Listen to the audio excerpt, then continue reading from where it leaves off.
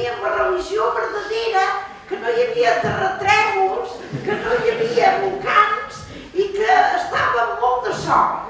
Però la veritat és que gairebé de seguida, potser els boiescuts, potser algun moviment d'església, potser algú que havia lluitat en la guerra, ens va fer entendre que aquell país meravellós, la veritat, es veia ben bé que era meravellós de llauna i que no s'acabava d'entendre.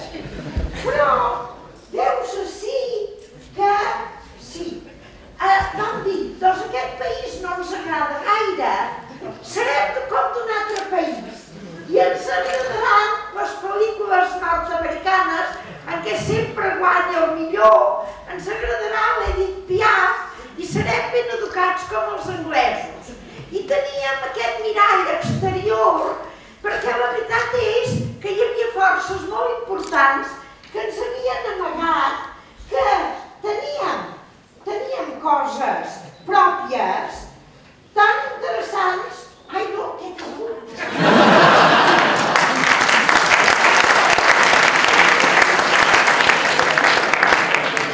Sí, és que la volia ajudar i veig que encara l'entrebanco. Varen veure que teníem coses molt bones, tants moviments ciutadans, tanta quantitat de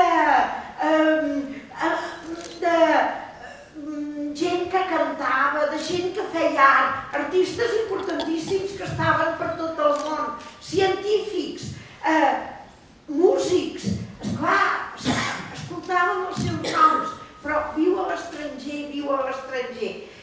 De mica en mica van dir, home, això no s'hi val perquè aquests no també poden estar amb nosaltres. Ens va començar a crear molts dubtes i moltes coses. I llavors, com molta gent, suposo, van pensar, això doncs és perquè, esclar, el franquisme i la dictadura franquista, però nosaltres som petits, però quan els expliquem a Espanya que som petits, però que som nosaltres i que som molt importants, ho entendran de seguida. I moltes vegades ens semblava que d'un a un la gent ho entenia, però hi havia una cosa molt important. Hi havia aquella carcassa i aquella estructura com d'imperi que conservava una última colònia, que aquesta colònia l'havia de tenir agafada pel coll. I la veritat és que ja ens en vam cansar una mica d'explicar-ho tan bé i vam dir, doncs sense enfadar-nos ni res, hem de mirar de què puguem sortir de l'armari.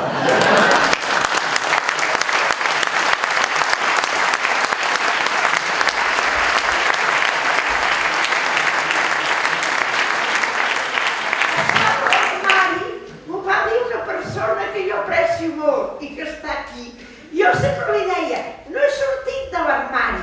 Per desgràcia, he arribat a aquesta conclusió perquè ha fracassat tota una altra estratègia de poder ser nosaltres. A mi em preocupava la cultura, preocupaven aquestes coses, la política, però al final ja ha sabut anar a raure, no hi ha hagut més remei. I és que la veritat és que ens hem cansat de ser aquella vaca que es va munyint i munyint i munyint. I la pobra vaca...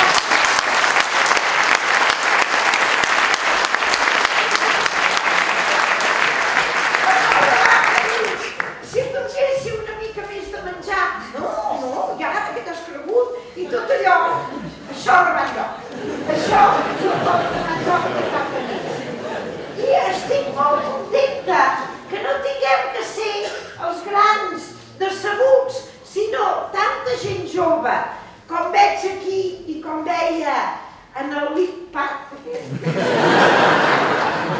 que agafen la bandera, una mica com ens vam creure la nostra generació que l'havíem agafat. I sí que la vam agafar en aquell moment amb una esperança, no ha arribat a ser veritat, però vosaltres potser ho aconseguireu, potser tindreu aquesta sort i en aquest aspecte us hem d'apoyar tant com puguem. I només vull dir una última cosa, que A veure si ara el trobem, És aquest. Només vull dir una cosa, que aquests que han sigut elegits ja ho han dit. Anem a una, no estiguem de personalismes. Això potser tantes coses bones que tenim els catalans, que són més trempats que un pèsol, però a vegades els personalismes, el no sé què més. No, anem a una per aquest tema, que és un tema que és el nostre futur i el futur dels nostres nets. Moltes gràcies.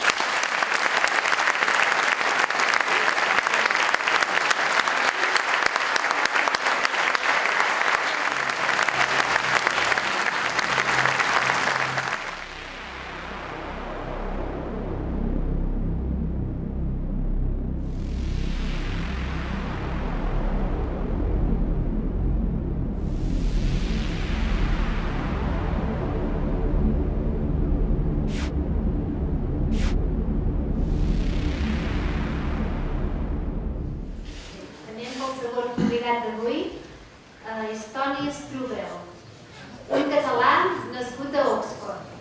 Llicenciat en llengües romàniques, ha escrit centenars d'articles i ha col·laborat amb nombrosos mitjans de comunicació d'arreu del món. Escriptor prolífic, acaba de publicar el llibre El moment de dir prou, la manifesta incompatibilitat amb Espanya. Actualment és diputat al Parlament de Catalunya, col·labora amb la Universitat de Deusto i escriu al diari El Punt.